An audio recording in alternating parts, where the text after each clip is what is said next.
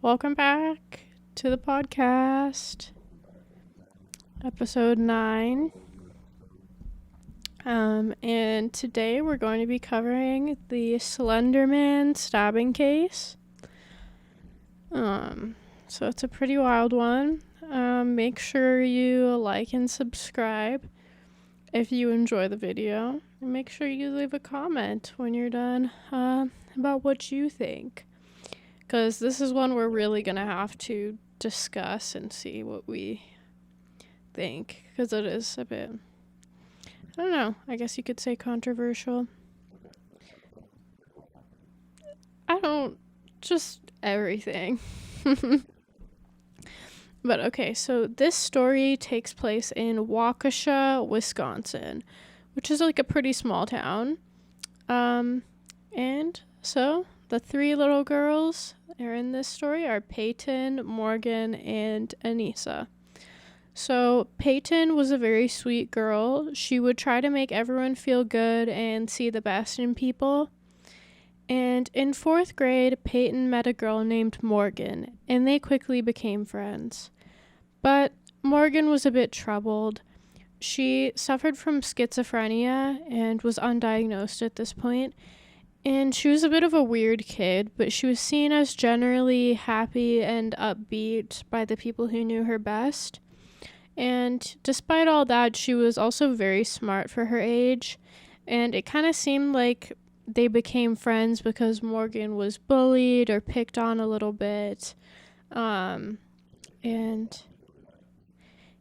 Peyton just wanted to make her feel better, didn't want to watch that, which I can relate to. When I was in school, when people were kind of weird or nobody liked them or they were bullied or unpopular, I would always want to just talk to them and make them feel a little good, just talk to them like a normal person.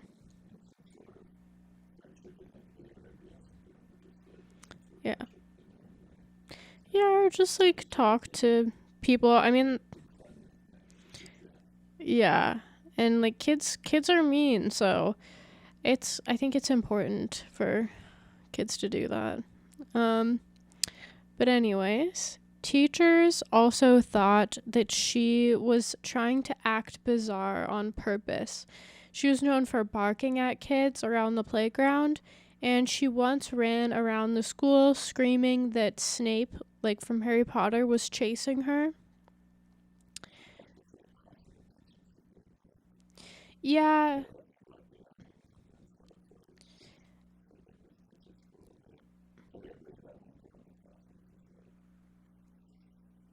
Yeah. But it's hard to know with her, though, if she was seeking attention or if she was just generally, if it was just she was having delusions and didn't really have a grip on reality at those times. And her mother would also say that Morgan lacked empathy, and when she was very young, she watched Bambi and she wasn't sad at all. When the hunter's chasing after them. Instead, she just yelled at the screen, "Run, Bambi, save yourself." And yeah, she just had no empathy at all from a very young age. But the 2 were best friends and they bonded over sci-fi, fantasy, video games and shows and movies and stuff like that. But when the girls were in the 6th grade, Morgan met Anissa and kind of ended up bringing her into the friend group. And Morgan and Anissa met because they lived in the same apartment complex and they rode the bus together, so they got very close very quickly. And Peyton really didn't like Anissa, but Anissa didn't really have any friends, so she was friendly with her and didn't leave her out of anything, despite Anissa calling Peyton names and hitting her a lot, and then later blaming it on being hungry or tired. Yeah, so basically Anissa was just abusing Peyton. Yeah, and but she was also known for being a teacher's pet. But when she was around Morgan specifically, she would hit people and be really mean, almost to impress Morgan in a certain way. Um, yeah, it's very strange. And she was kind of like a social outcast. She didn't really have any friends before she became friends with Morgan. And at around the time that they became like close friends, it was after Anissa just switched schools. And so she had always just had a really hard time connecting with people. But her and Morgan got along very well. But Morgan and Peyton were drifting apart. And while Morgan and Anissa just kept getting closer because they rode the bus together, so they were constantly talking, they were constantly hanging out. And around this time, Anissa started telling Morgan about Slenderman, a creature she heard a lot about on Creepypasta, and she was pretty obsessed. Yeah. And I remember, like, these girls are actually this exact same age as me. Um, because this took place in, like, 2013, 2014. So at that time, I was, like, 12. I don't You would have been 14, 15.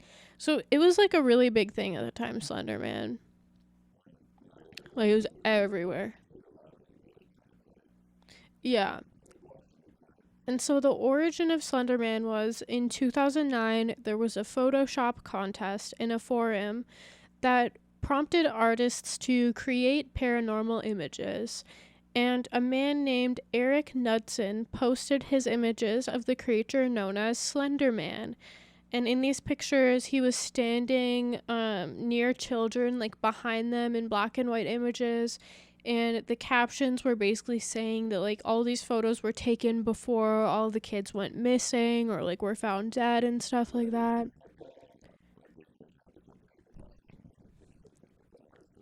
Yeah, like, it's just kind of a fun thing for, like, maybe, like, horror movie fans and people into that kind of thing.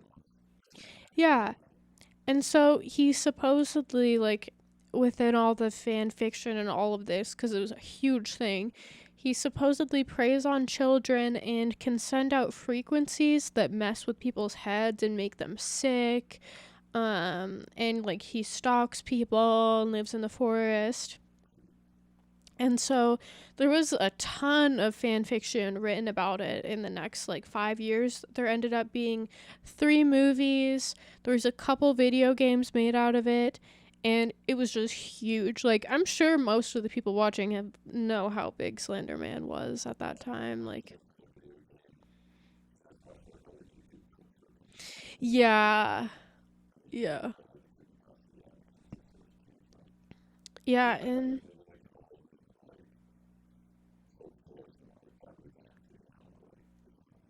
well, he said the creator of Slenderman, he like based it off of like 5 different characters. Like, he took a lot of inspiration from other like stories and characters and stuff like that, but ultimately it was just this guy in 2009.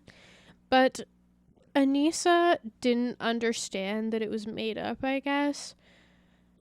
And Morgan, it was very dangerous because she told Morgan about it. Morgan's schizophrenic, and apparently one of the characters that she had seen since she was a kid resembled Slenderman. I mean, I guess she's still a kid, but when she was like really young, the character that she would, or some like one of the visual things she would see looked a lot like Slenderman.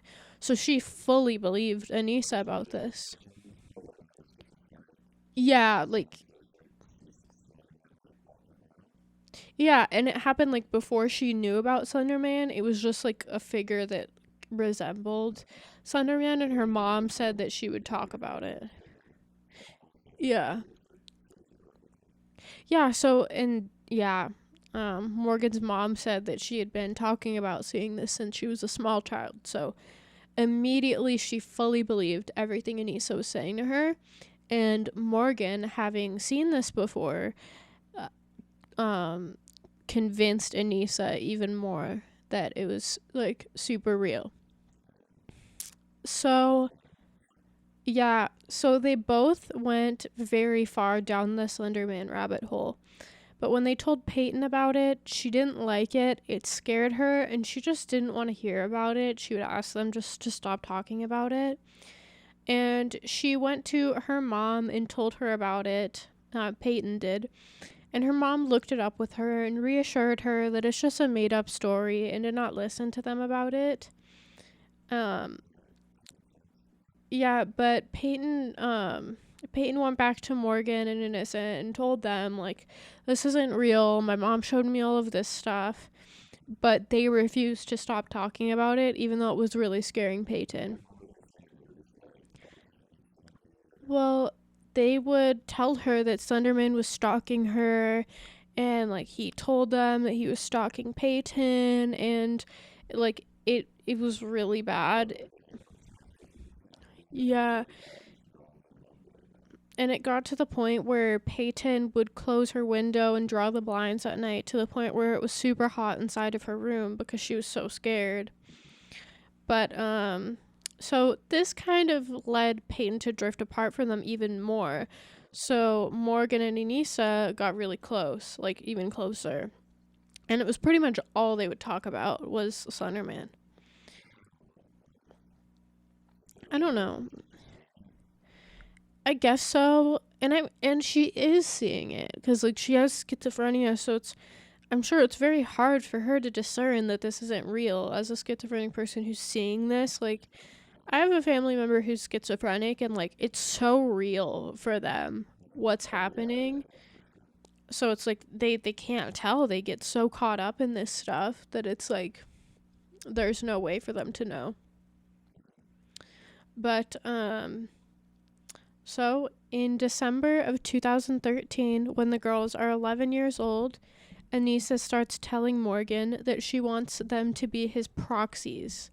She explained that he had a mansion in Nicollet National Forest, which is about a 5-hour drive away from them, and that the other pastas, or characters from Creepypasta, which they believed that there was a lot of them. They believed in like 10 of these Creepypasta characters, and they thought that they lived with Slenderman in this mansion. Yeah, and they're 11 years old too. But they wanted to move in with his mansion and live with the creepypastas. But Anissa told Morgan that they would just need to kill someone to prove themselves worthy to Slender. And they picked Peyton as their target, probably because she was just the easiest target they could find. Yeah. And so these girls fully believed they wanted to, and it's a 5-hour drive away. So their plan was,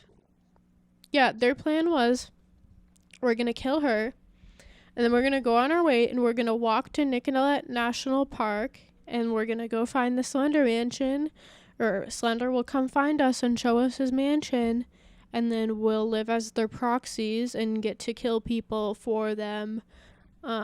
Which is what they thought. They thought that the proxies, like, they send them on missions to basically, like, do the killing and stuff. Essentially, yeah. Basically. And, oh my gosh. This is falling. Okay. Sorry about that.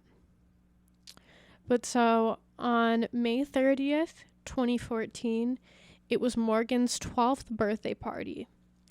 And Peyton, Morgan, and Anissa went to the local roller rink. And then they went to Morgan's house for a sleepover. And Morgan said that she wanted to go to bed early, which was unusual because usually Morgan liked to stay up really late at sleepovers. But Peyton didn't think much of it, and the three girls went to bed. And then they got up the next morning and had a nice breakfast. And then they played some games. And then they decided to go to the park to play more. And usually Morgan was not allowed to go to the park alone. But because it was her birthday, her mom just let her this time since she was with a couple friends. And it was close. Yeah. So, when they decided to go to the park, Peyton noticed that the other girls were packing a backpack. And this backpack was full of snacks and tons of things. It was like, it had like pads in it. It had like clothes, like everything, yeah. So she thought that that was pretty weird.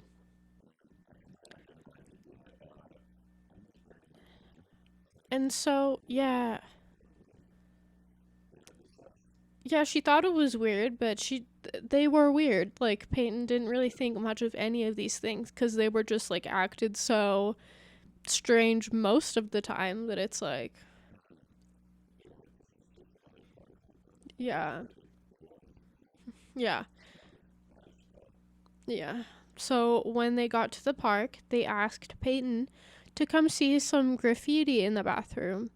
And then they locked the door and then asked Peyton to sit on the floor and fall asleep.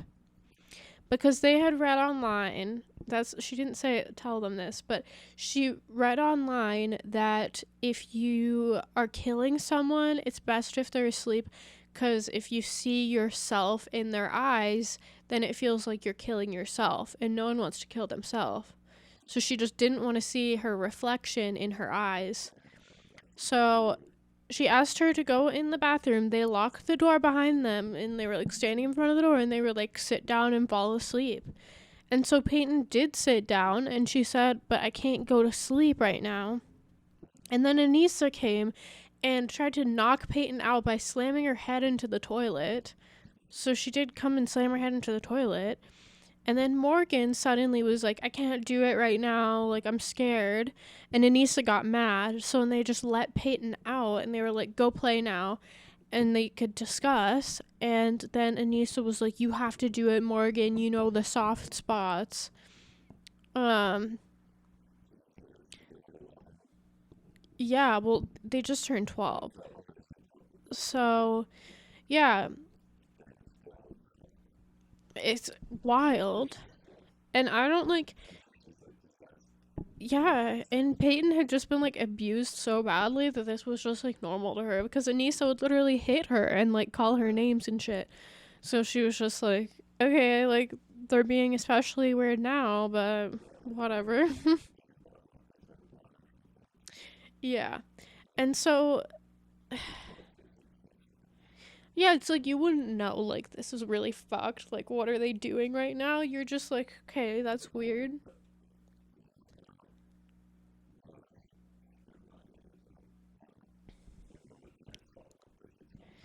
Well, we'll talk about that. But it's the parents honestly, they seemed like nice people and they weren't just like deadbeat parents. They watched their kids yeah, well they looked at their kids' internet history. They had restricted internet times. The parents were pretty strict, like they didn't let them do anything that they thought were unsafe or anything like that. And it was like they were pretty normal parents. There was nothing that bad about them, but I think that the point of all of this is that like parents should the only thing they really could have done is just talk to them more about their interests and what they're, thinking about and establish like a more open line of communication where they don't feel like, where they feel open to talk to their parents because if they would have maybe initially started talking to their parents about Slenderman because they weren't worried that their parents were gonna, get mad or dismiss it or anything, then their parents probably could have sat them down at that point and been like, hey, this isn't real. This is just like an internet thing. I think that's really all that could have been done because, and even like a lot of people say, then this means you should restrict your kids' internet access and stuff, but you don't know who their friends are. You can't control who their friends are and what they're allowed to do on the internet. Yeah, so it's like there's something that needs to be done before then. Yeah, like yeah, or like just being able to talk to them about like I think even like taboo things people should be able to talk to their parents about, like whether it be like sex or fucking drugs or whatever, like it's really important. And I think that if people would prioritize that over like the smaller issues at hand, then stuff like this wouldn't happen as much. Not that it's the parents' fault at all. There's like no way they could have known that their 12-year-old kids are going to stab someone. But I don't think it's the internet's fault, really. And I mean, like, I think also some of these forums and stuff, it can be a little bit dangerous for someone with like schizophrenia or something to get enthralled in that. And especially if somebody does have a kid with that type of thing going on, like, then this stuff should be blocked on the computer, because if you have trouble discerning reality, you really should not be on these websites where they yeah, or like when they talk about these things, because in creepypasta it's like they're talking about it like it's real, and they're talking about it like they have like evidence of it being real. And they're even saying in like the interrogation after this, like, yeah, you can look this one up, there's evidence online of it, like you can just look at Google Images, there's news articles from 1930 about it. And it's like, yeah, and it's just like these fake articles that they're referencing. So it's just, the whole thing was the perfect storm, honestly. But so after they left the bathroom, they decided that they would play hide and go seek. Morgan is the seeker, and Peyton and Anissa go hide. And Anissa tells Peyton to lay on the ground so she can cover her with sticks and leaves. But then suddenly, Morgan walks over her holding a knife. And Morgan was a bit scared and apprehensive at first. And then Anissa said, "Go ballistic." And so Anissa started holding her down, and Morgan then stabbed Peyton 19 times. And the stab wounds ended up hitting her, what? Yeah, they ended up hitting her heart, her stomach, her appendix, her, liver, and also a bunch in her legs and arms. All of which were very close to being fatal. I mean, yeah, it's insane. And so then they just start casually walking, covered in blood, heading for Nicollet National Forest. They decided to stop in a Walmart to refill their water bottles, both covered in blood,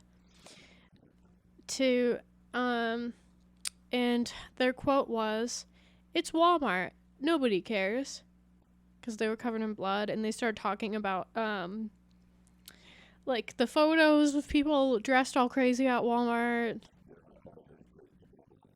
Yeah, they're like, it's fine. But and then they got back en route after Walmart.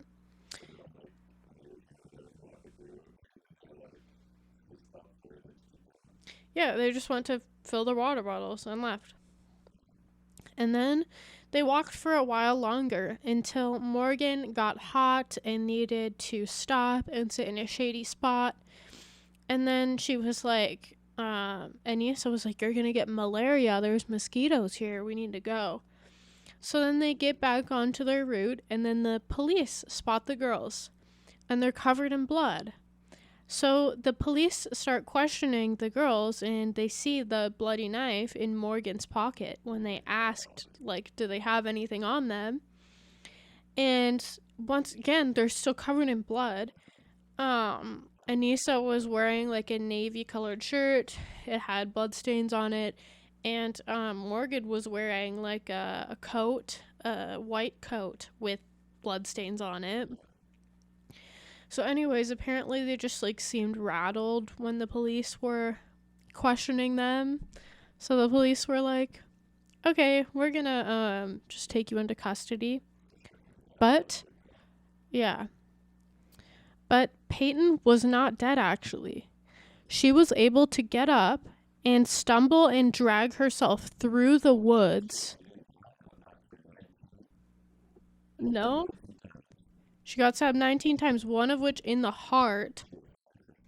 And she got up and dragged herself and walked through the woods And she said that at the time she could barely see, she could barely breathe, she could only take very shallow breaths, and she managed to make it onto a grassy patch on a nearby bike path, and she just laid down, and then a bicyclist then found her and called an ambulance to come help her. And she got to the hospital, and they found all of those wounds. And it turns out the stab on her heart was less than a human hair away from going through a major artery and killing her almost instantly. So yeah. So literally the width of a hair. And she had to get basically completely opened up. She had operations on pretty much all of her major organs. And she actually managed to make a full recovery. She's totally fine nowadays. She graduated high school like a couple of years ago. She did full AP classes in high school. She's very smart. I'm not really sure what she's up to right now because there hasn't been an interview for a while. But yeah. But yeah. I hope she writes like a book or something because she should get that bag.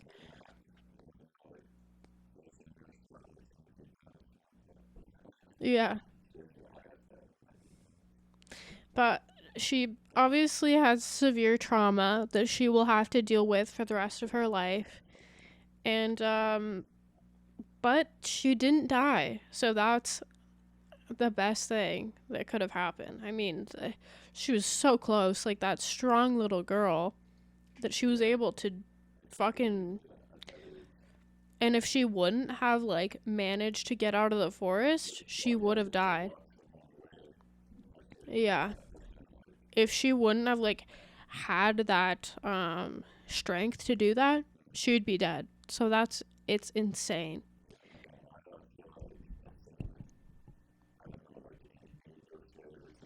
Yeah.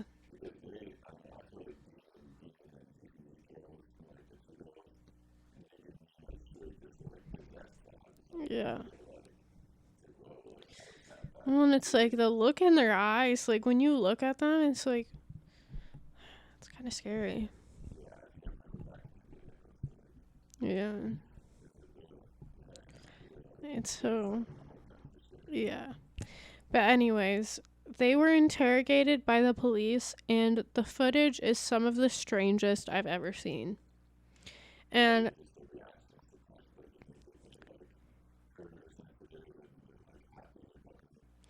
well, okay, so both of the girls blamed it on the other and both of them when describing yeah, and both of them, when describing the events that took place, only had regard for themselves and how they felt.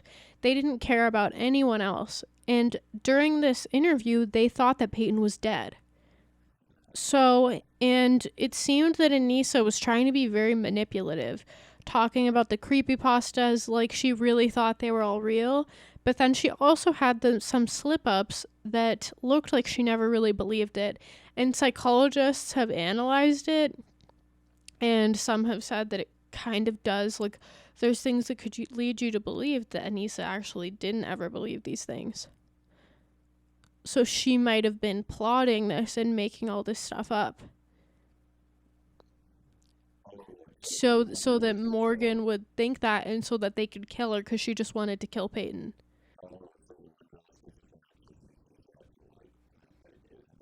Yeah. So that like she could kill her for her, and she could just watch. Yeah. Cause she didn't actually stab her, Anissa. Mhm. Two of them just getting like really.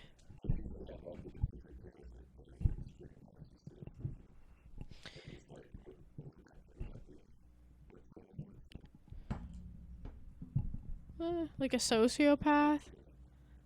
Yeah, like a sociopath.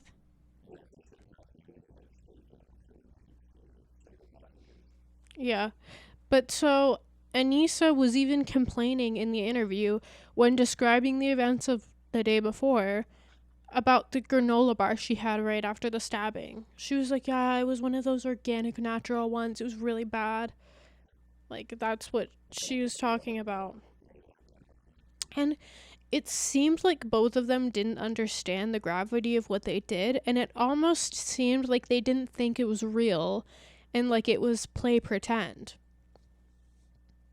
Like, it was like it almost just seemed like they didn't think that this was real. They were still kind of going along with like it was some sort of game, like these interrogators, like it was like they're in like a movie or something.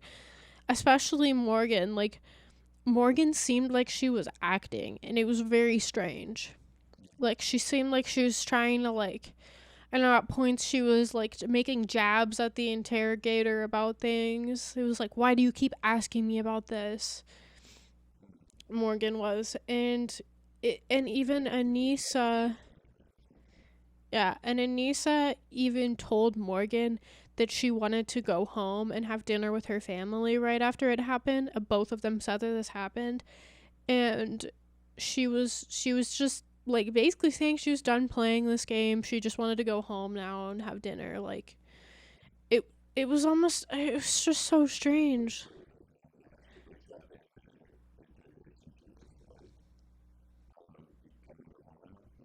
Well, no, this was after when they were still like on the run. That she said that she was like, I want to go home now to Morgan.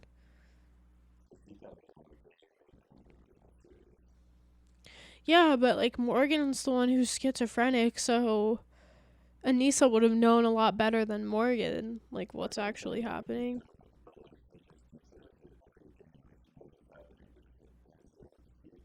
Yeah.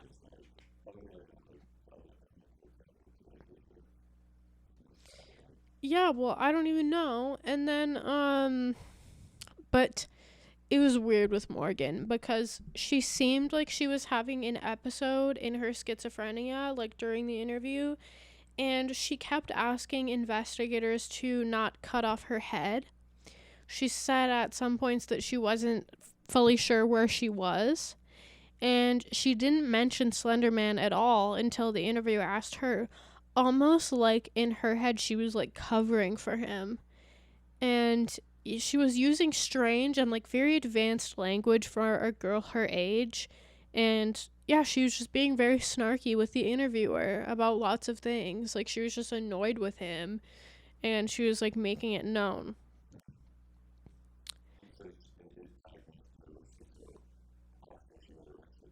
Yeah. Yeah. I think it was like, yeah, just someone in the trial. Cause you have to get like a psychological evaluation, I think, before you can stand trial, and that ended up they diagnosed her. But so they're sentencing. I don't know. Mhm. Yeah.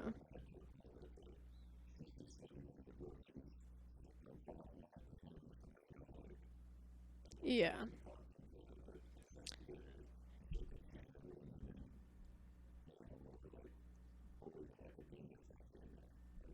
Yeah. Well, and so when they were 16, though, a few years later, is when they were sentenced. And Anissa was sentenced to 25 years in a mental institution, and Morgan was sentenced to 40 years in a mental institution. And actually, Anissa has now gotten out. She's just going to be under psychological evaluation until she's 37. And Morgan is still in the mental institution, even though she has been. It's clearly not the place for her. She's been having all of these delusions. She's not able to sleep because she thinks that Snape is in the room with her. And it's just like, and I honestly, I feel like it's more on Anissa than it is on Morgan.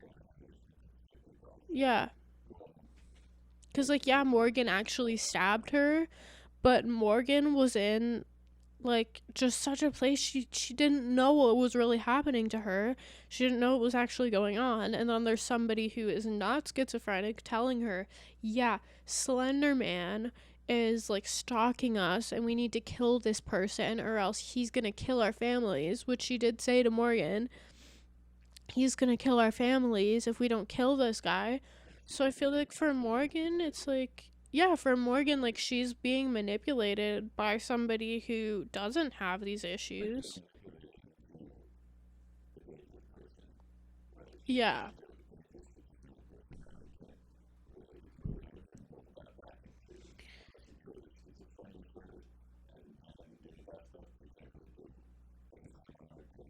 yeah. Well,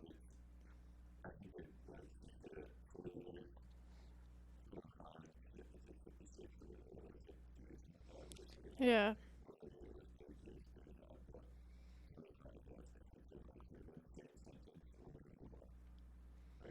yeah.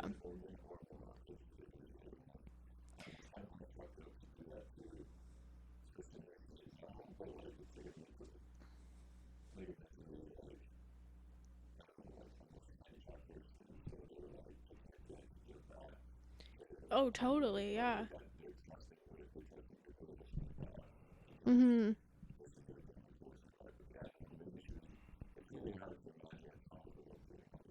Yeah. For 6 months too. They started planning it in December and it happened in May.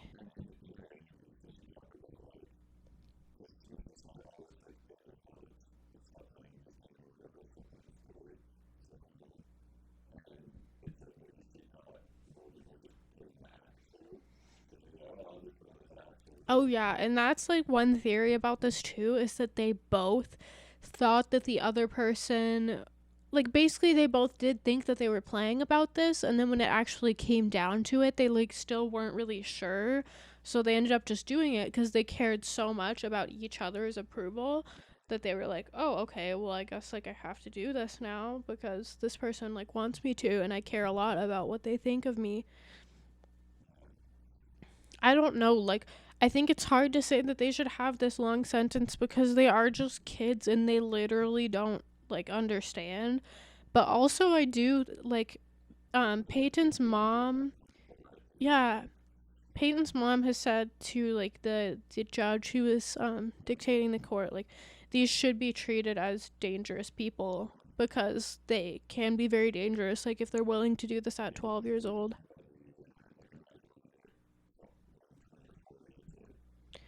Yeah.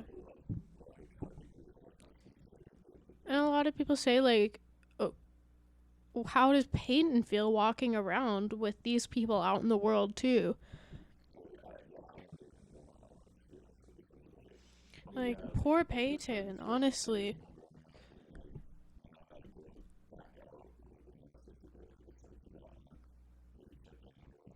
Cause the thing is like this, yeah, this is being treated as if it's like not a murder because it like didn't end up being a murder, but it was so close to being a murder. Like stabbing someone 19 times, especially in your like abdomen area and in your chest.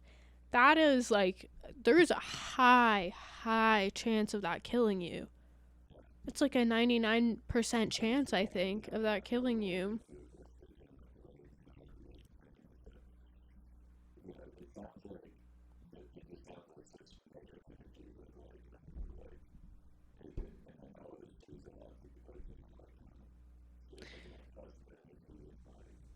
Yeah.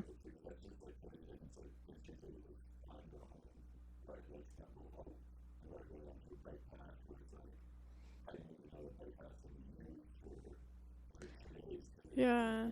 And that guy like just happened to see her and stop there and yeah.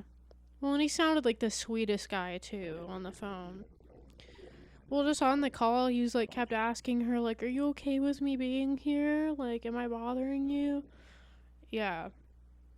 it's just the it's the craziest situation because you would not think that 12-year-olds would be capable of this. But we can look at recent times. There was a 6-year-old shot his teacher like last week, and that other kid shot his mom because she wouldn't order him a VR headset. And it's such a tricky situation because they're children and they are not responsible for themselves. Their parents are responsible for them and taking care of them and making sure they don't do these things. So like it is on the parents, but at the same time, the parents like have really no way of knowing that these kids would do such terrible things.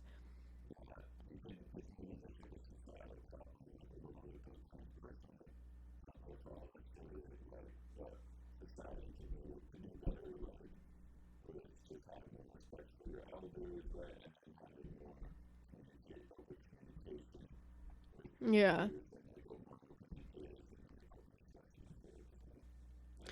Yeah.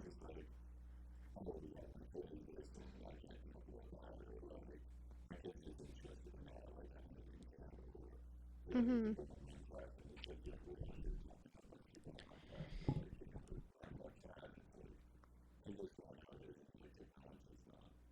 Yeah.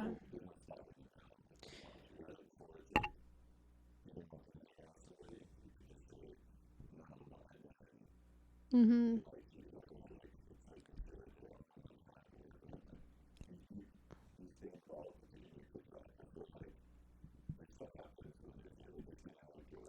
Yeah.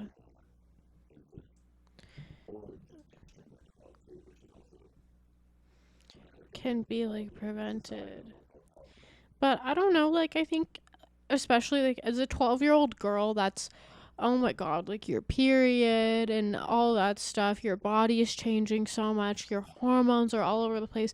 And I know like when I was 12 years old, I was not comfortable sharing that with my parents. Like I think I hid my first period for like a long time, just like using toilet paper and stuff because I was so uncomfortable.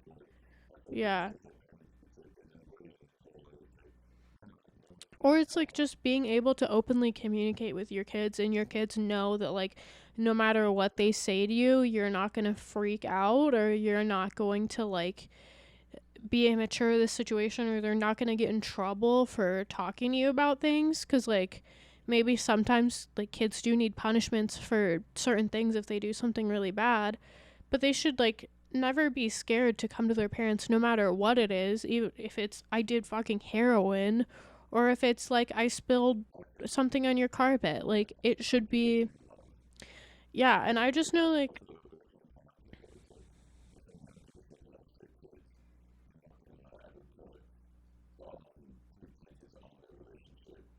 mhm.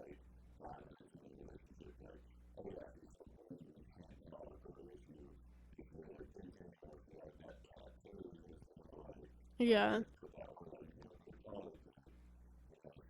Mhm.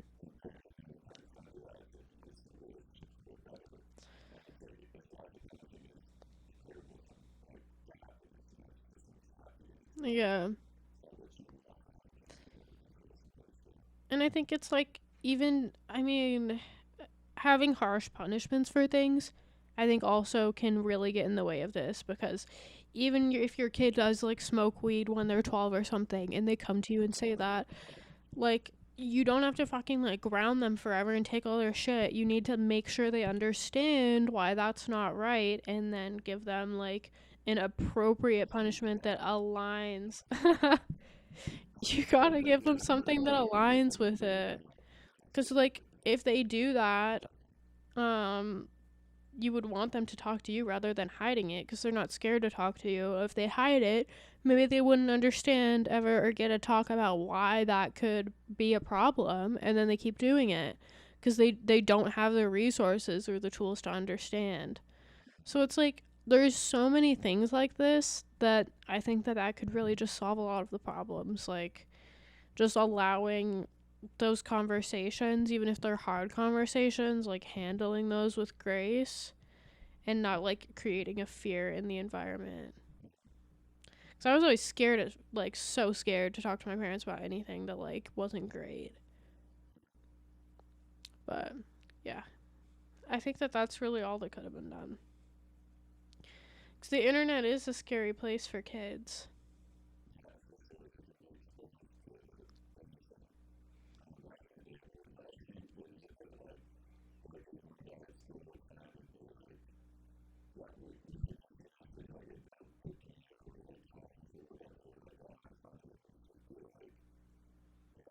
People getting like shot and stuff, like you just see like morbid things.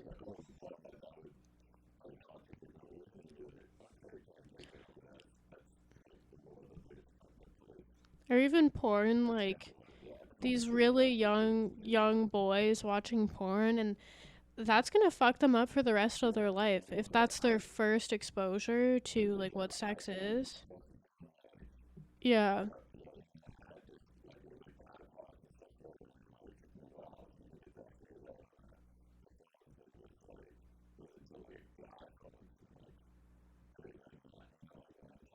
Yeah. And I mean, and they might just be curious about like what porn is, and then they start doing that from the, like such a young age that it's really gonna mentally scar them. Yeah. Yeah.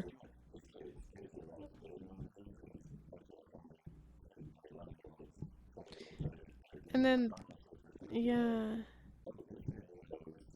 And those videos too might like make people think that it's like okay to treat women a certain way or like touch people inappropriately without asking their consent or anything. Like there it runs so deep. Yeah, it runs so deep.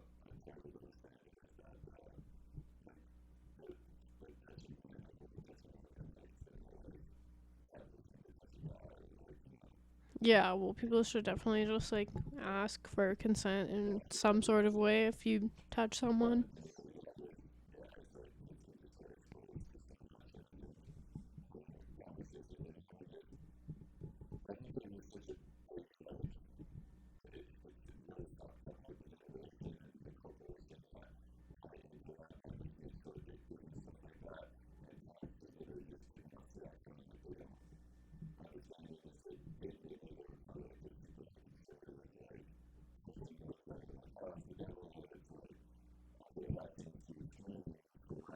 Yeah.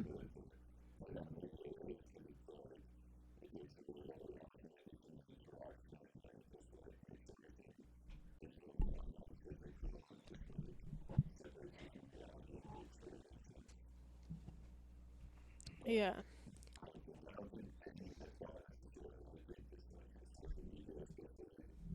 Well, I think like there is a lot of things, but I think at the bottom line is there's parenting and there's conversations you need to have with your kids and things you need to do with your kids to prevent this stuff really seeping in and affecting them in a certain way. Cuz like yeah, a kid might see porn when they're really young. And if they've never heard of it, they're like intrigued and they're like, "Oh, this must be like fine. Like I'll watch this." But if their parents say like there's stuff out there that you online that you really don't want to get into because it can affect you mentally, then maybe they'll understand like not to really get into that. It's like right in their face.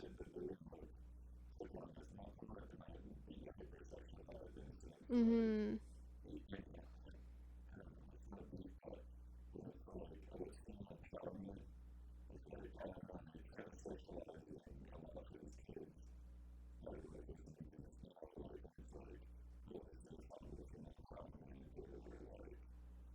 Oh, but it's kind of like disguised as that, but it's actually just very sexual.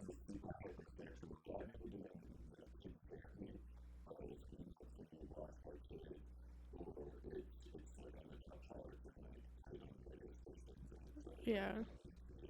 There's also like men a lot talk about in songs also like pussy and like women as objects. Like it goes both ways, but there is like yeah, there's some songs where it's like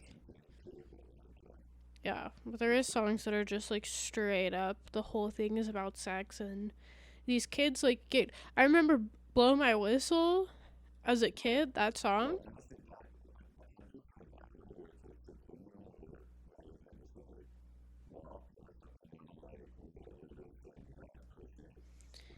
Yeah, that's a little.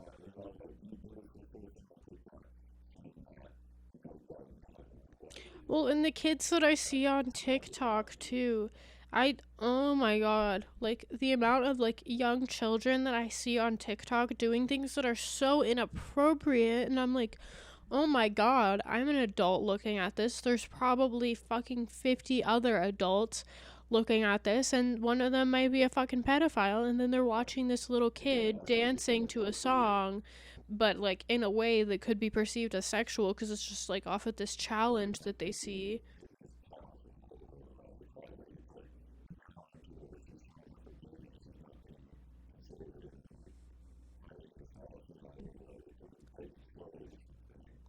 I don't know, but like I think what adults do on the internet.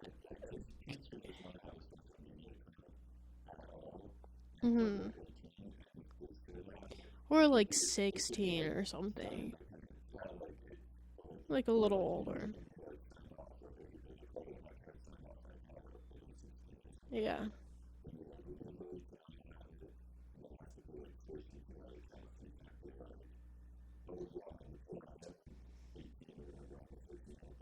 Yeah.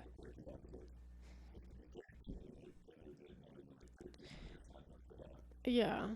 Well, and I know like when I was like growing up, like whatever, partying, fucking doing like random shit that was probably not very healthy, but it wasn't like to do with online. And I think if it had to do with online, then you wouldn't have those memories of like, well, I had fun. I was doing like crazy stuff, but at least I like had fun. Like I remember this stuff.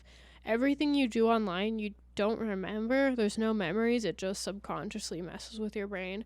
And a lot of these kids like they're living through online literally, and they're not having those experiences that.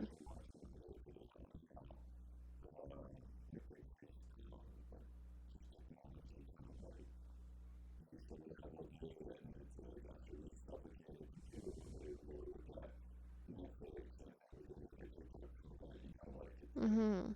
So much.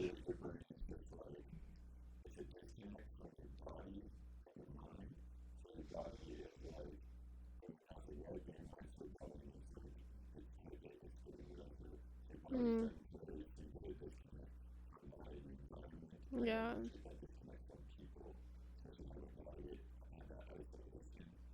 Mhm.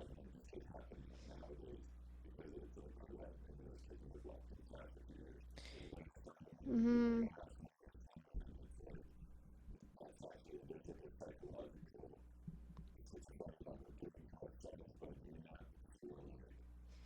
Mhm.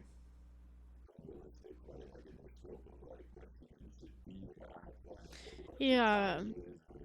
And the. Mhm. Yeah.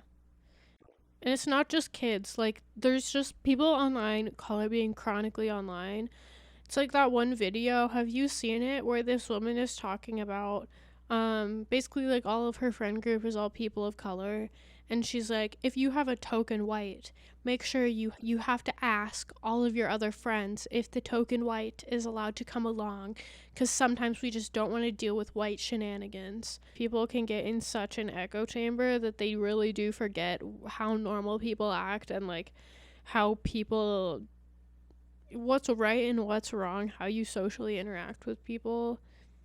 It's strange. It's very strange. And it is these people who are online all the time that think society's a certain way. Hmm. The crime rate goes way up.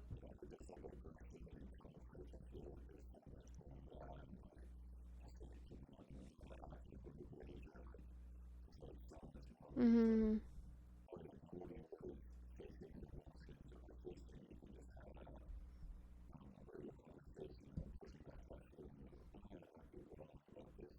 Hmm.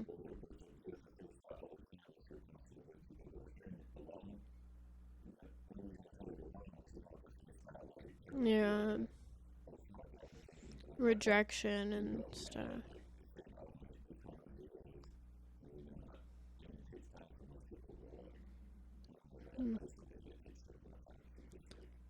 Yeah.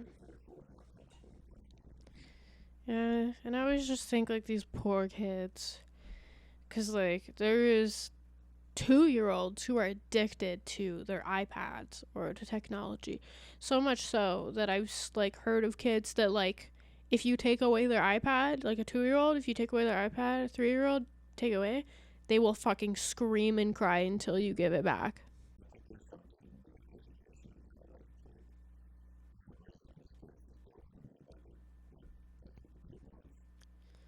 Yeah.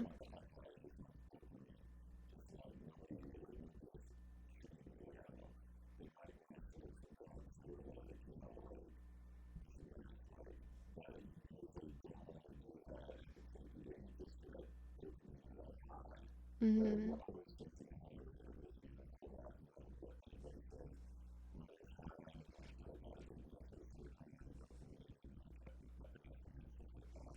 Yeah.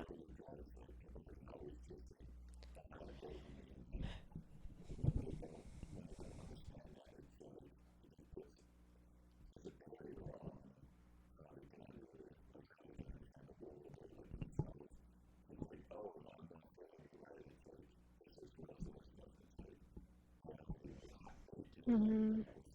Yeah.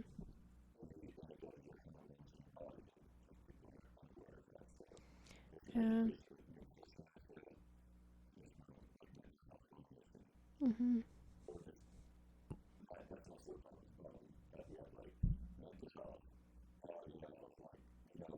It's all connected. Yeah. Mhm. Yeah. I don't know. It's just these poor kids. Like, I'll say it again because they're just growing up with this. And I think, like, there's even, like, I don't know, people will criticize people who do care about their health, like physical health. Like, people online will criticize people who eat healthy. People online will criticize people. Yeah, people online will criticize people who like care about themselves in any way because I think that they just feel bad about it. But it's like I don't even know. Yeah, yeah. Mm-hmm.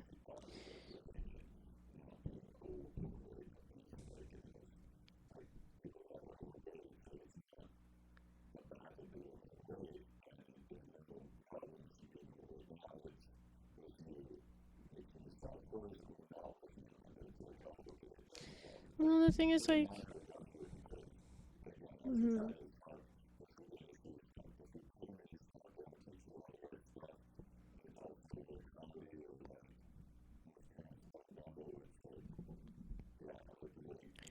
Yeah. Well, and it has nothing to do with like people's weight. So, like, I would never judge someone on just what they look like, but it is just like a healthy lifestyle, and people who just ignore that healthy lifestyle and they think like it's fine, and like they're still like eating McDonald's every day. Like, there's so many people who are like, oh, just eat a burger. Like, it's fine. Like, why are you busy like making yourself salads and smoothies every day? Like, just eat a burger. It's fine. And that's like the problem, that it's like, no, like, that's not real food. And people get so addicted to it, and it's not their fault, but it's also like if you want to live your best life and you want to improve your mental and physical health, like, you do need to do things to care about your body. But it's gotten so foggy over line too, just also in all these mixed messages, like, do this to lose weight, do this to get healthy, do this and this and this is the diet that you want to be on. No, don't be on that diet, be on this diet. There's just so much mixed information out there that I can see why people are just like, no, fuck that. Like, I am not caring about health because it's too confusing and it's too crazy. Everything online about that, like, you don't know what to listen to or where to start. So it's kind of just like, yeah, fuck that.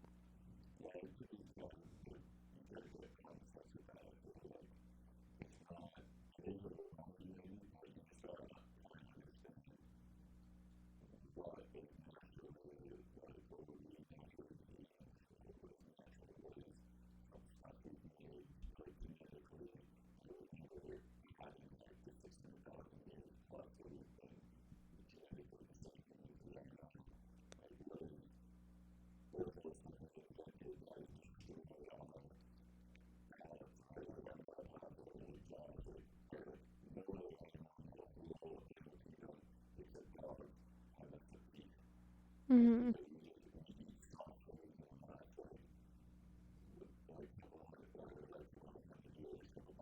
Mm.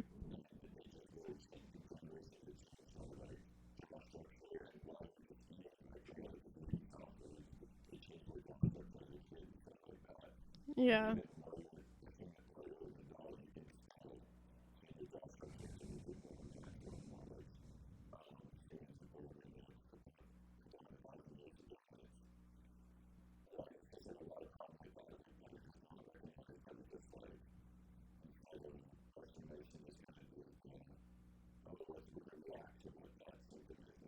Mhm.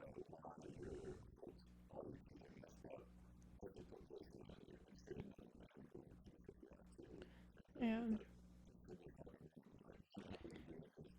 Yeah.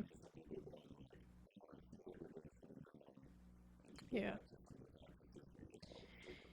But I think also the internet is great for that. Like you can find out about lots of this information on the internet. That's where we learn about things. Like I don't know.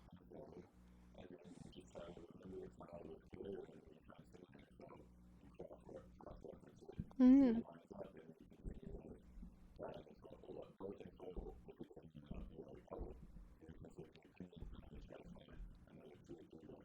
Mhm.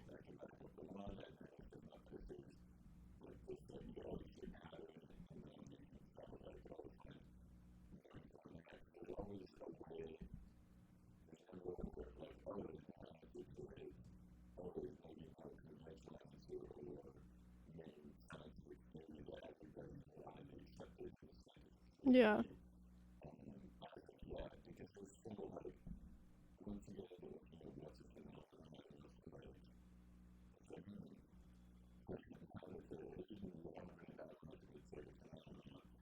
Yeah.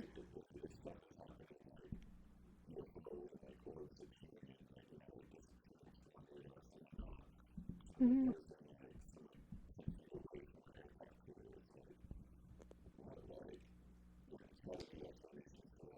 Mm. But I also think it has to do with like classism and education too, because I don't know, like as somebody who's yeah, and like as somebody who's gone to university, had to type papers, had to learn how to properly format things, how to learn how to research things. Um that's like important for your life. It's not even about what you specifically learn when you're in school.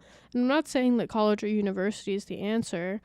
I'm just saying that like this should be taught in schools. It's just how to properly check your sources and find the best information and format things correctly, and what different terms mean like in research. And I mean, I had the privilege, you could say, of studying some law related things, so it's like I know how to look at legal papers. I also like did a STEM field for school, so I know how to look at scientific documents and like research papers for different things and legal things, like, and that's valuable things. And I think that in public schools they should be teaching at least like some sort of law, because that's definitely something else. Like you have to be able to like look at legal documents and discern what it's really saying, which can be complicated.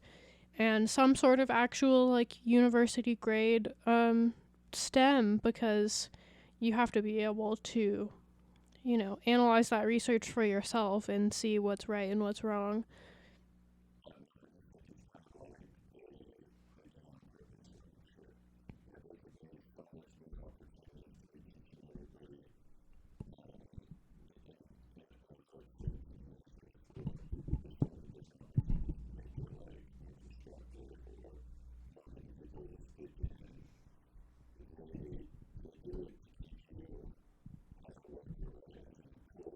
Yeah.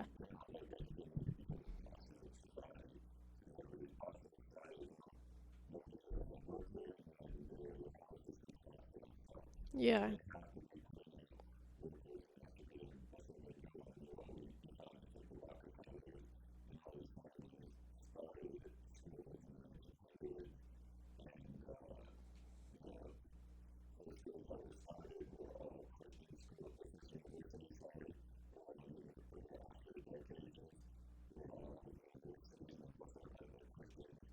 Hmm.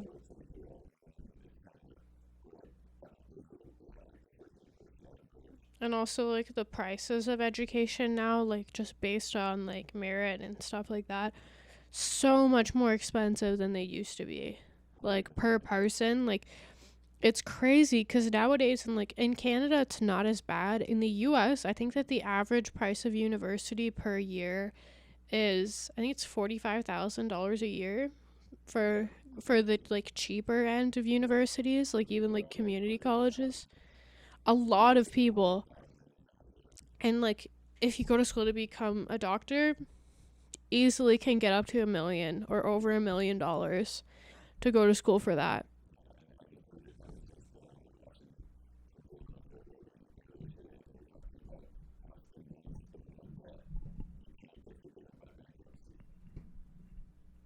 Yeah. It's like messed up. I don't know what's wrong with it. No, it like, oh, there it goes. Well, maybe I should have gone to school a little longer. Yeah. Damn, I lost that.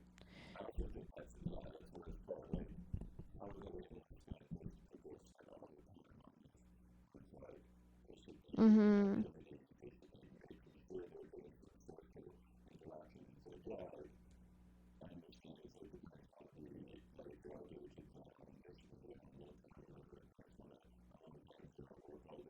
Mhm.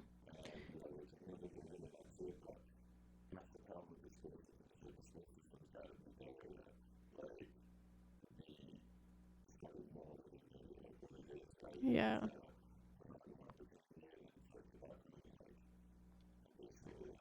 But in like this generation, like I can say because I'm like the same age as them, so it's like the kind of the same thing with technology coming out, and I guess like parents wouldn't really at the time know how to navigate that. Not that really it's gotten much better over the times. Like it's like how do you really navigate that as a parent? But I think that like just like technology and stuff like that. But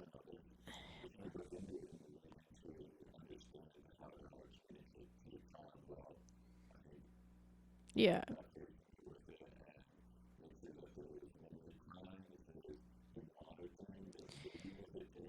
yeah. But I think mainly,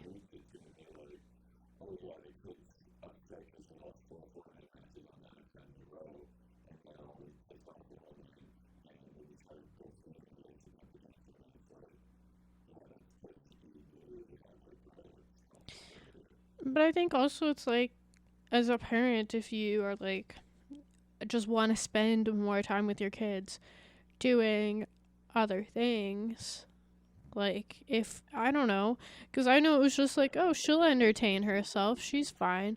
But like if it's you gotta like also parents gotta like want to actually spend that time with their kids, and it's not just like because they feel like they have to.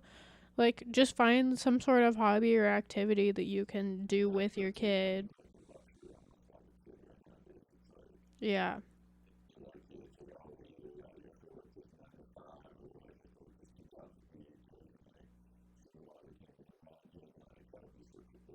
Mhm. Yeah. No, it really is. Like it's not their fault if they were just not privileged. Mhm.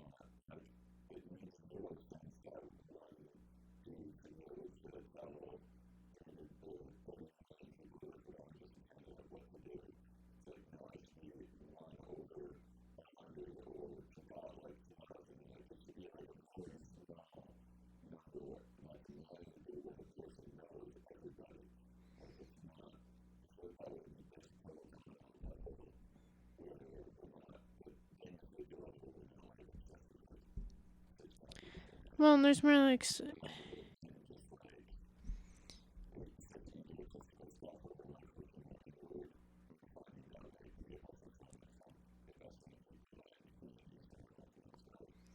yeah. But I think like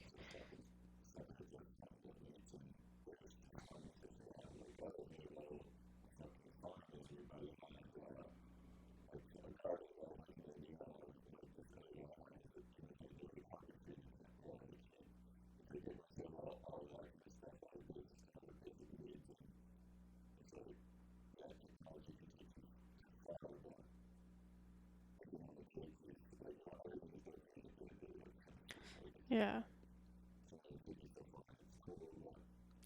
I also think like talking to children like they're people and actually like just having conversations like that with them about like, the kind of dopamine, and you just get this rush from doing these things, but it's like more healthy, and like if you do other things and that's all it really does for you is give you dopamine. Like a lot of people think that kids can't handle those. Yeah, like it was always just assumed for me that like, oh, kids don't understand stuff like that, but I think they really do. And I think if you don't explain things like that, then kids can get caught up in things like Slenderman. And I think that at the end of the day, like this case has to do with like internet addiction, because these girls were online all the time. They didn't have confidence outside in real life, so it was an escape for them. They escaped based on this character.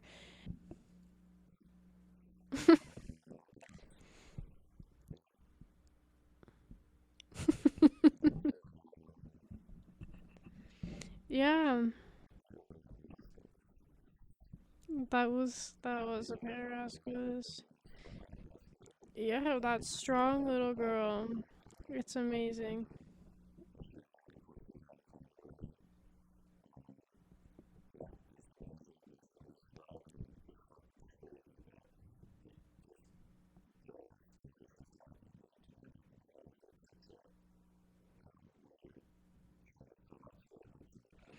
Mhm.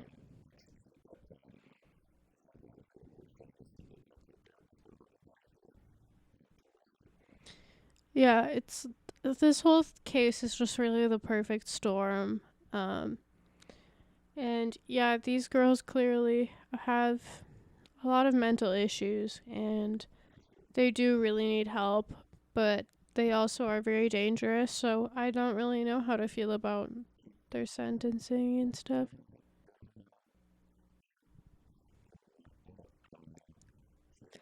I don't know though, because at the same time they are kids, so eh, yeah, yeah.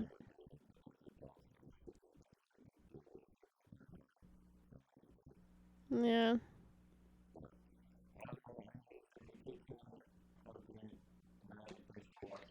Make sure you like and subscribe.